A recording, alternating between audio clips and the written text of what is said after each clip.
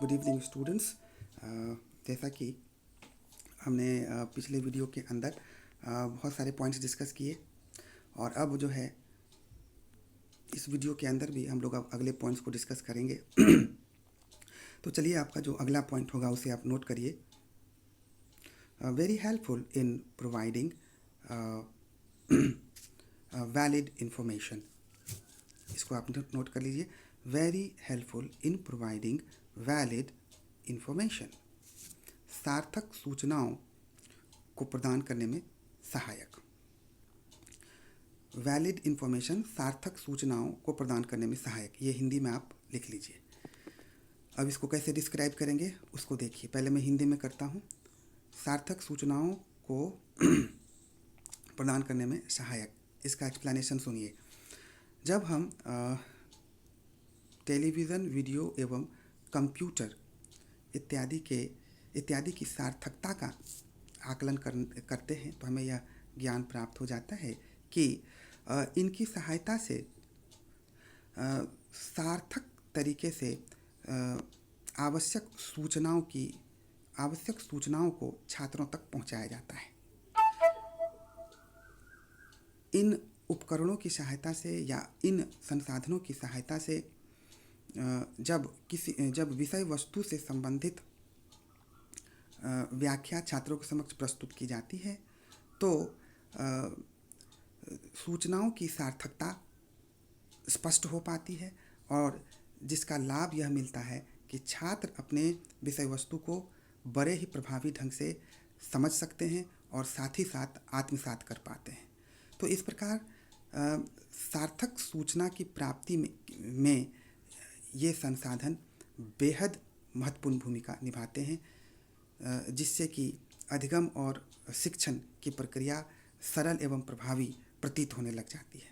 तो इस प्रकार से हम यह देखते हैं कि शिक्षा जगत में टेलीविज़न, वीडियो और कंप्यूटर का विशेष महत्व है, जो कि यह बिंदु भी स्पष्ट करती है। आइए इसको अंग्रेजी में भी मैं रूपांतरित कर दूं आपके लिए कि when we analyse the relevance of television, video and computers in the field of education, then we find that these resources are very helpful in providing valid information to our students. When such resources are being used by the teachers inside the classroom while teaching, then effective explanation can be done by the teachers, which help the students to understand the complex matter of the subject very easily. Such resources are very useful. Such resources are very useful in realizing the aspect that given information is valid or not. Students can judge it with the help of such resources very ideally. So we can say that by using television, video and computers, effective educational circumstances can be created. तो इस प्रकार से हम लोग यहाँ पर इसको explain करेंगे। आइए अब आपको जो है अगला पॉइंट को बताते हैं, आप उसे नोट डाउन करते चलिए। Very helpful in using sense organs of the learners ideally. जैसा कि मैंने बोला, आप फिर से लिखिए। Very helpful in using sense organs of the learners ideally. छात्रों की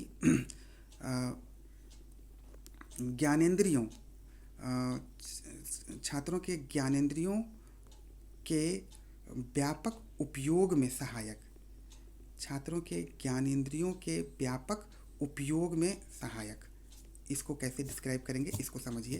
पहले मैं आपको हिंदी में करके दिखाता हूँ कि जब टेलीविज़न, वीडियो एवं कंप्यूटर इत्यादि का प्रयोग कक्षा शिक्षण के दौरान शिक्षक द्वारा किया जाता है तो उसमें श्रव्य सामग्रियाँ भी मौजूद रहती हैं और साथ साथ में दृश्य सामग्रियाँ भी मौजूद रहती हैं। अर्थात इन उपकरणों की सहायता से, इन संसाधनों की सहायता से हम यह देख पाते हैं कि छात्र के जो ज्ञानेंद्रियां हैं, अर्थात ज्ञान प्राप्ति के जो स्रोत हैं, वो अधिकांशतः प्रयोग में लाई जाती हैं। श्रव्य सामग्रियों ऐसी सूचनाएं जिसे छात्र सुनकर प्राप्त करते हैं, वो भी इनके द्वारा उपलब्ध कराई जाती हैं, और उन सूचनाओं को भी छात्रों के समक्ष प्रस्तुत किया जाता है जिसे वे देखकर प्राप्त करते हैं। अर्थात अपनी आँख से टेलीविज़न, वीडियो एवं कंप्यूटर के माध्यम से देखकर सूचनाएं प्राप्त करते हैं। तो न केवल सुनकर बल्कि देखकर भी वे सूचनाओं को प्राप्त करते हैं। इस प्रकार हम देखते हैं कि अधिकांश जो उनकी जो ज्ञानेंद्रियां हैं वो एक्टिव रहती हैं, क्रियाशील रहती हैं, जिसके कारण वो किसी भी विषय वस्तु को बड़ी आसानी और सरलता से सीखने लग जाते हैं। और सीखी हुई जो क्रिया है या जो प्राप्त किया हुआ ज्ञान है, वो इतने अच्छे ढंग से वो प्राप्ति होती है उसकी कि वे भविष्य में इसे जल्दी भूलते भी नहीं।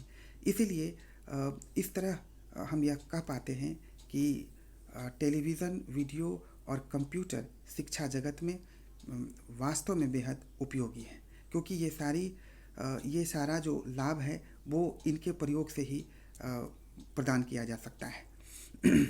तो ये हम हिंदी में हमने एक्सप्लेन किया। अब आपको अंग्रेजी में भी एक्सप्लेन कर देते हैं कि when we study the utility or relevance of television, video and computers in the field of education, then we realize one thing, that these resources are very important in using maximum sense organs of the learners to obtain the knowledge. Because with the help of such resources, audio materials and visual materials are being given to the students. Audio materials and visual materials are being given to the students. So by using ears, students can have, by using ears, we see that students can obtain audio information, and by using eyes, which are the important sense organ actually, by using eyes they can visualize, they can see what kinds of information are being given. So what we want to say here, that when television, video and computers are being used, then maximum sense organs of the students or the learners become very active, as a result of which information are being collected by the learners very effectively, which help them to realize the matter ideally. When students obtain information or knowledge with the help of such equipments or such resources, which provide them opportunity to use maximum sense organs, such elements are not being forgotten easily by the students in future. So without reciting, without doing extra effort, students learn the matter by with the help of television, video and computers. So we can say that these resources are very useful in the field of education. चलिए अब अगले point की ओर आगे बढ़ते हैं। ये point आपने already कर लिया है। अब अगला जो पॉइंट है उसको आप नोट डाउन कीजिए। Very helpful in making the attitude of the learners positive. very helpful in making the attitude of the learners positive. छात्र की प्रवृत्ति को सकारात्मक बनाने में सहायक। तो छात्र की प्रवृत्ति को सकारात्मक बनाने में सहायक। अब एक्सप्लेन कीजिए, हिंदी में पहले करता हूँ। शिक्षा मनोविज्ञान के सिद्धांतों ने यह स्पष्ट किया है कि यदि मनोवृत्ति धनात्मक नहीं होगी, सकारात्मक नहीं होगी, तो छात्र किसी भी प्रकरण को नहीं सीख सकता सफलतापूर्वक।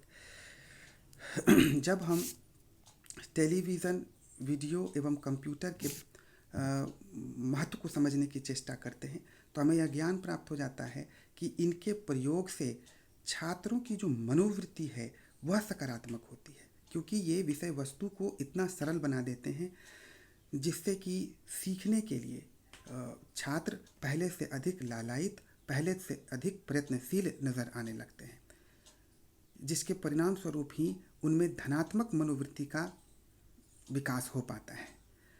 तो इस प्रकार से धनात्मक मनोवृत्ति के विकसित होने से छात्र किसी भी प्रकरण को सरलता से सीख लेते हैं। और ये टेलीविज़न, वीडियो और कंप्यूटर के प्रयोग करने से कक्षा के अंदर ये धनात्मक मनोवृत्ति का विकास तेज़ी से होता है छात्रों में। इसलिए हम ये कह सकते हैं कि शिक्षा जगत में इनकी विशेष रूप से आवश्यकता है। चलिए इसको मैं अंग्रेजी में भी आपको एक्सप्लेन कर देता हूँ कि when we study the principles of educational psychology, we find that positive attitude is very important to learn the matter. Without positive attitude, a student will fail to understand the basic concept of the selected matter. We find that when television, video and computers are used inside the classroom by the teacher, then it explains the matter so well that the complexity of the content gets eradicated, and students feel very students start realizing the content very easily. It develops positive attitude within the students, so we can understand how useful television, video and computers are in the field of education, because these resources are not only simplifying the complexity of the matter, but by making the entire process so effective. These resources play significant role in making the attitude of the learners positive as well. इस तरह से हम लोग इसको समाप्त करेंगे। चलिए अब हम लोग जो है अगले पॉइंट की ओर आगे बढ़ते हैं, और जो अगला पॉइंट होगा आप उसको नोट कीजिए। जो अगला है वो इस प्रकार है: very helpful for having ideal teaching learning circumstances. Very helpful for having ideal teaching learning circumstances. आदर्श शिक्षण एवं अधिगम परिस्थितियों को निर्मित करने में सहायक। आदर्श शिक्षण एवं अधिगम परिस्थितियों को निर्मित करने में सहायक, ये पॉइंट हो गया। डिस्क्राइब कैसे करिएगा कि जब हम टेलीविज़न, वीडियो और कंप्यूटर के महत्व का विश्लेषण करते हैं तो हमें यह ज्ञान प्राप्त हो जाता है कि इनका उपयोग जब कक्षा शिक्षण के दौरान शिक्षक द्वारा सफलतापूर्वक किया जाता है तब प्रभावी अधिगम एवं शिक्षण की परिस्थितियां निर्मित होती हैं।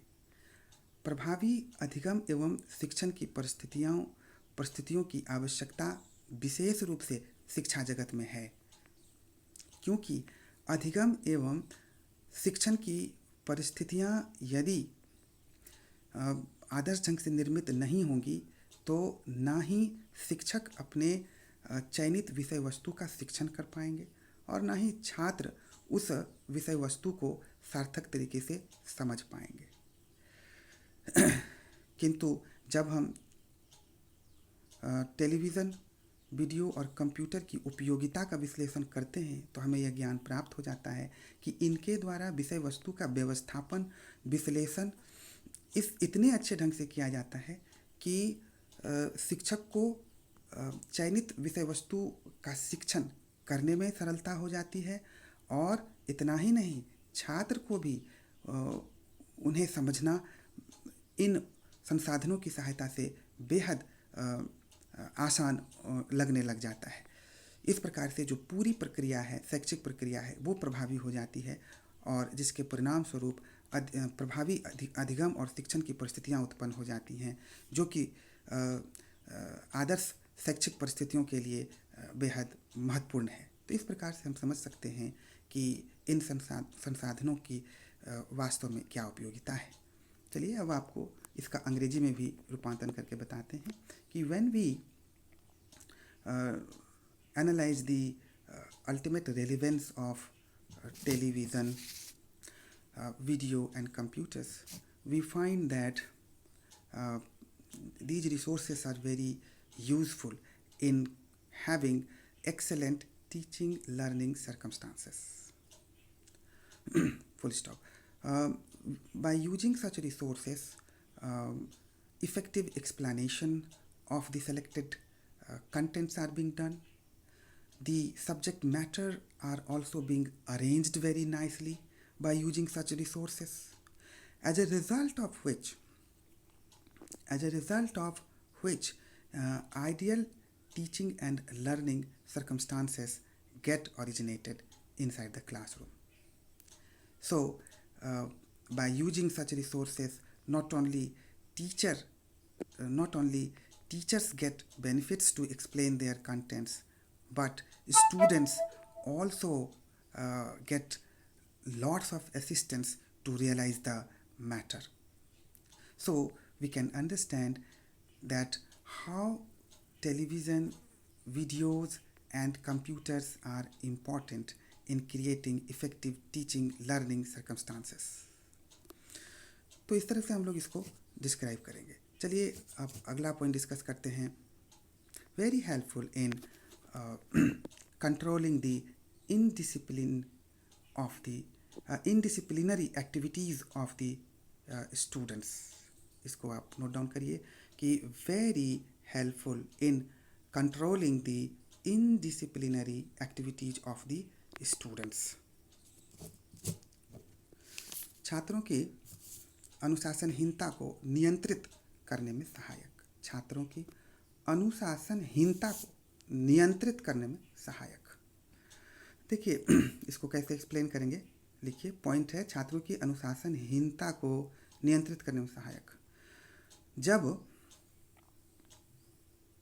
टेलीविज़न, वीडियो एवं कंप्यूटर का प्रयोग कक्षा शिक्षण के दौरान किया जाता है, तब आदर्श शैक्षिक परिस्थितियाँ उत्पन्न हो पाती हैं। चयनित विषय वस्तु का चयन प्रभावी ढंग से शिक्षक द्वारा संभव हो पाता है। छात्र बड़ी सरलता से विषय वस्तु को ग्रहण करने लग जाते हैं। इनके प्रयोग के कारण छात्र की मनोदशा काफ़ी सकारात्मक होती है, उनकी जो आंतरिक अभिवृत्ति है वो सकारात्मक हो जाती है, जिसके कारण वो पूरी तल्लीनता के साथ अपना ध्यान केंद्रित कर पाते हैं विषय वस्तु को समझने में। तो जब छात्र विषय वस्तु को समझने लगते हैं और एकाग्र होकर शिक्षक की बातों को सुनने लगते हैं, तो इसका बड़ा ही सार्थक लाभ प्राप्त होता है। तो इसका बड़ा ही सार्थक लाभ कक्षा में अनुशासनहीनता को समाप्त करने में मिलता है। जब टेलीविज़न, वीडियो, कंप्यूटर का प्रयोग शिक्षक कक्षा शिक्षण के दौरान अपने विषय वस्तु के शिक्षण के लिए करते हैं, तो छात्र को समझने में आसानी होती है, जिसके कारण वे अपने ध्यान को इधर उधर अनुशासनहीनता वाले कार्यों में नहीं लगाते, और जिसका परिणाम अंततः यह होता है कि पूरी कक्षा जो है वो अनुशासित नजर आने लगती है।